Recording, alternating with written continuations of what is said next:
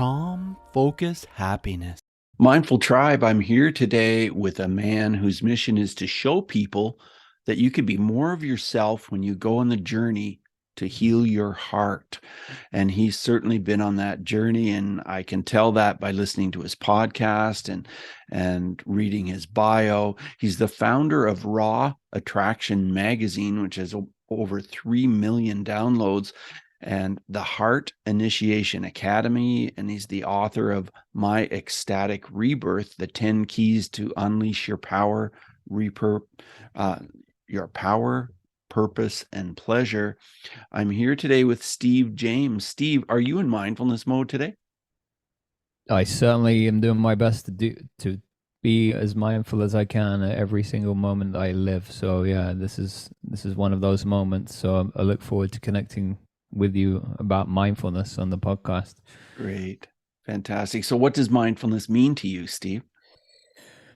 Well, yeah, you sent me the questions before the podcast, or some of them anyway. I know obviously I knew it was about mindfulness, and the definition to me is an integrated version of oneself or myself. So that's cultivating a deep embodied present awareness of what is going on in my body, and also awareness of what is going on in reality, beyond me and in this world at large. And also having I use my own map of the true divine self, which I've discovered on my shamanic journey. So I'm mindful of that aspect, or the map of my own being, when I interact with someone.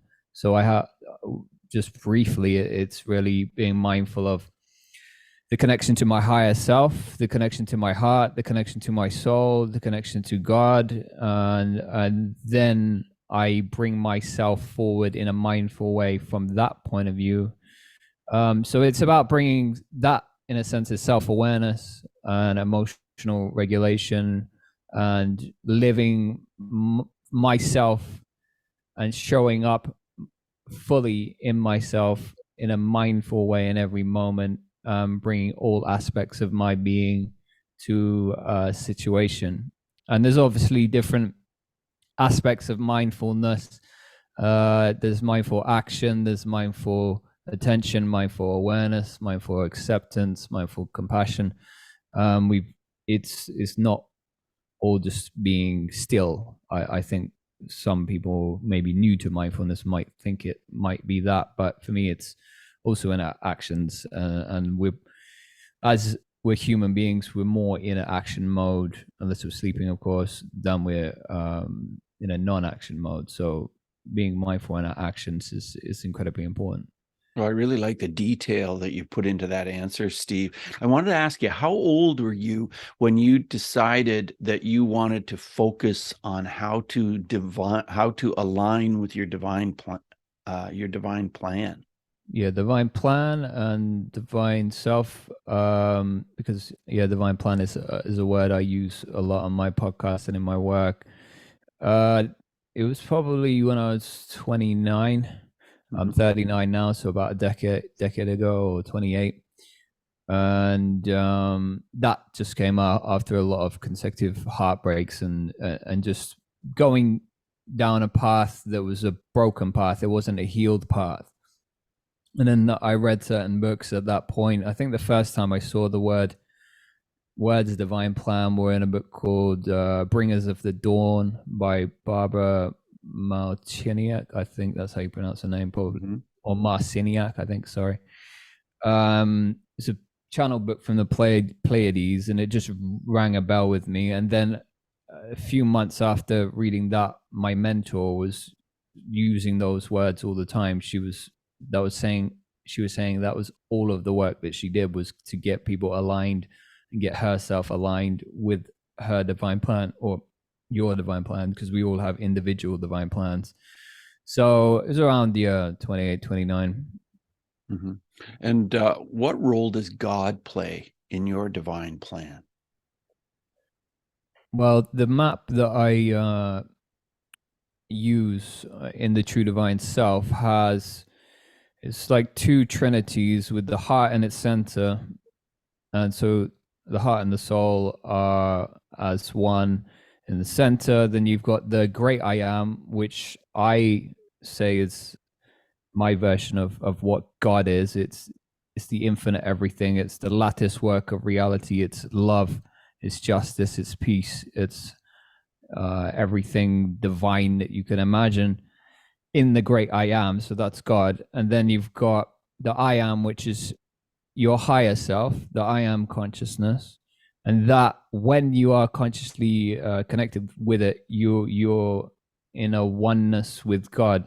I say God is infinite at infinite speed, or you could say light speed, or just an infinite speed.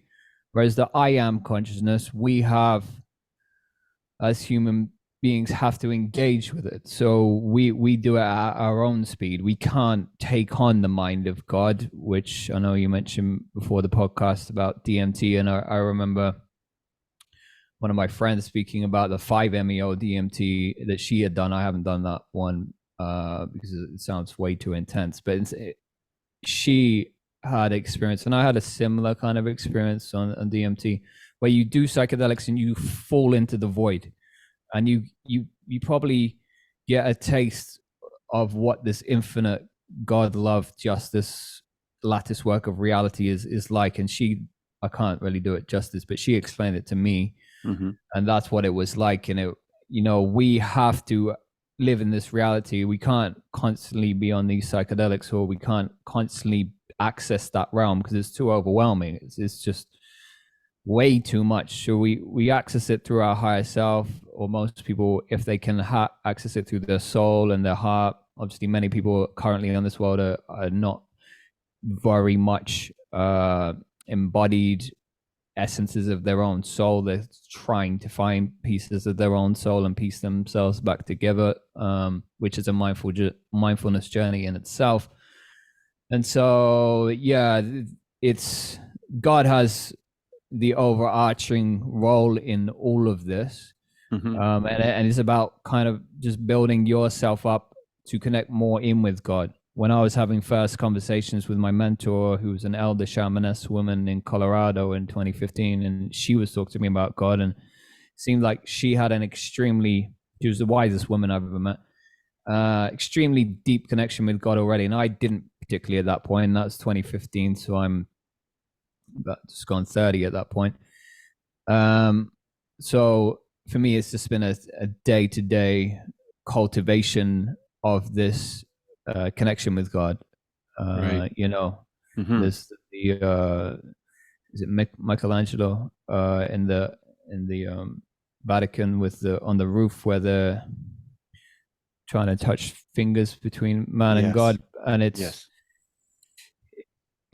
about reaching out to him. It's that I am self. I think Jesus Christ was the first that we know of person to embody the I am presence in a human. Like, he embodied it fully, and him as a metaphor of the I am self, and also an integrated soul, because he did his soul mission here to the highest level that we know.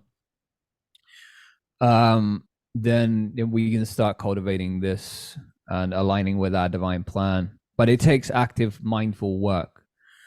Yes. It's not particularly easy. It's not. I'm not going to say it's easy. It's not. But right. Well, I'm interested that you brought up your experience with DMT, because I was listening to your podcast and to the December 30th episode where you talked about this, and it's quite interesting to learn some of the things you said about it. And one of the things that you said is that you haven't done it since 2018. You haven't had experience with any of these substances since then, because you felt like you've worked through a lot of your traumas and healed them, and that you don't have as much healing to do now. So tell me about the healing that you felt you needed to do. You've touched on that already with your with the shaman. So tell me about the healing that you felt you needed to do. Well, the healing I felt that I needed to do was just latent within my being. It was just in my body. Dr. Peter Levine wrote a great book called Waking the Tiger, and that really one of the main points in it was that as humans, we have trauma trapped inside our bodies, and animals in the wild, they will shake off their trauma. If a gazelle is chased by a lion and manages to escape, it will literally shake. You'll see, dogs probably do the same thing, most other animals, and he goes through that, and he's a great ambassador for this mind body connection, one of the best out there. And so I knew, on having experiences in different workshops, different body workers, I knew there was all this trauma trapped in my body from living a life as a teenager, especially, which was very harsh on my nervous system, because there was a lot of fighting at home. I had 3 younger brothers, and my parents were going through a divorce at that point, which was elongated over many years. And there was just, I was overly sensitive being anyway, and especially to sounds and things like that. And it was just not so much physical harm on me, my body, but psychological, and nervous system was just on a level that I knew I had to do something about it as an adult if I wanted to heal. So that's, I think, the first part of the journey. And many people finding body-based, somatic-based practitioners, breath work, healing body work, acupuncture, ecstatic dance people go to around the world now, and also just cleansing your body with good nutrition and fresh water, and making sure that it's clean, and you start feeling your body in a different way. You're mindful with your food, you're mindful with everything that you choose to do with your body. Your sexuality becomes different. You have to think about things in a different way if you're being mindful in every aspect of your life. So once you've done that part, then this bottom half of my True Divine Self map, or I say it's not really mine, well, my mentor taught most of it to me, but she just didn't put it out on a map, but she could have done easily. So is the divine masculine, divine feminine, divine child. And so the bottom half always starts with the inner child, and there's always inner child work to do. And that was one of the first things I did with my mentor when I was in a real fragile state, going through relationship difficulties back then with my former partner back then. And that was really important work.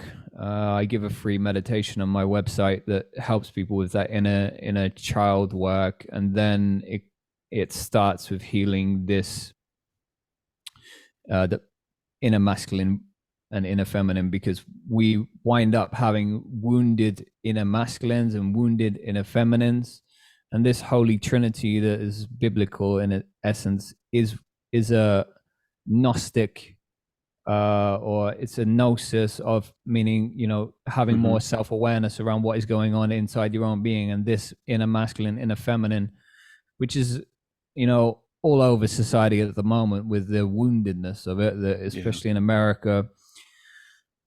And I don't want to wade too much into it, but I have done in my own podcast and will do in the future. But, gender dysmorphia and, the trans issues with there was shooting in America recently, and then there's a lot of drag queens going into schools teaching young children things half naked. It's really, really weird time to be watching all of this stuff.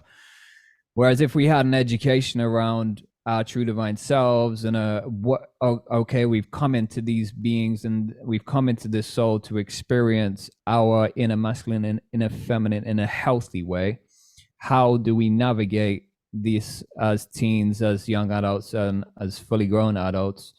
Well, we have to engage with these parts of ourselves, and ultimately, when you are in the purest form of these, the masculine and feminine, the divine parts. The masculine stands for integrity and unconditional love. Its most simplest form. Let's keep it as simple as possible. And then the feminine is nurturing love and innocence. And so we all have these aspects within our own being. Obviously, you tend to be if you're in a male body, you tend to associate more with the masculine side. So you're not as nurturing as perhaps as a woman, a mother can be, a Mother Mary can be, and vice versa. So there's this balance that we have, which is the beautiful balance between the feminine and the masculine. And so it needs to be more mindfully engaged with in society in general. It's what I go through in my book in much more detail than I can do here, but you can get my audiobook for free. I'm offering that on my website as well. So, and what is your website, James? I mean, Stephen. Yeah, the one where people can get the free stuff is heartinitiationacademy.com. There is a quiz there to do first, but once you've done the quiz, you'll get the audiobook and meditations about the true divine self. So it might be it needs a bit more explaining than just a few minutes here, but I hopefully give it some good overview, so you're getting. Yeah, thanks for that overview. I really appreciate it. So I'm just interested about what you mentioned, the challenges when you were in your teens with your brothers and your family. Do you still have a relationship with your brothers now? Yeah, but they probably haven't gone on the healing journey that I have. One of them has a little bit, the other two not. They don't really speak to each other that much. It's not like everyone doesn't get along. It's just that they're very much their own people, and they're kind of just living their own lives. And in different places. Yeah. So and that's kind of the British mentality. Doesn't have such a close family upbringing. Say, I've traveled to Colombia, for example, and they have the closest family you can ever imagine. Yeah, they do. Yeah, it's amazing to be around Colombian people, and even in the Czech Republic where I live now, there's quite a strong family. What made you decide to move to the Czech Republic? I'm really interested. Well, one was an entrepreneurial thing. I needed to get out of London for financial reasons. It was just too expensive to live in, and wanted to find somewhere out of the UK actually, just to live better. But then love pulled me to Prague and started a relationship back in 2015. Not in that relationship now, but I'm in a different one, about to get married next week. Oh, and so congratulations on that next week. Yeah, well, on Saturday actually, and we're on Wednesday the 19th, so Saturday 22nd. Yeah, and it's a beautiful place to live, Prague, because it's just very well balanced architecturally. I love the ancient cities. You can just walk around the old town, and there seems to be a balance of the feminine and the masculine within the city itself, and there's not many cities like that. Most cities tend to be more masculine based. That they neglect the feminine aspects of architecture and beauty. Many cities, I think Rome does okay at that, but Prague's certainly one of the most beautifully balanced architecturally cities in the old town anyway. Right. And so what about the people there? Do you relate to the people a lot?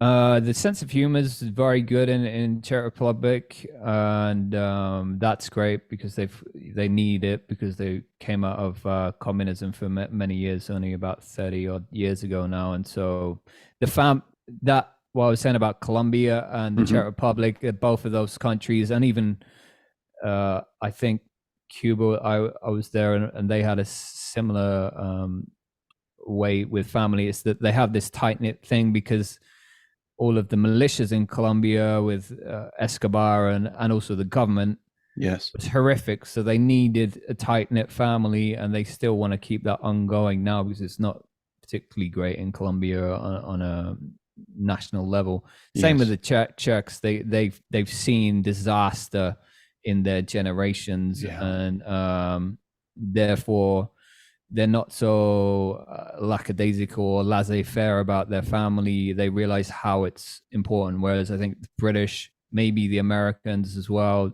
I don't know, speak for yourself about Canadians, but the thing is they think everything's fine when actually it isn't fine at all in England at all at the moment. It's an absolute mess. I could go on about that. They need we need family more than ever. It needs to come back. Yeah, we definitely do.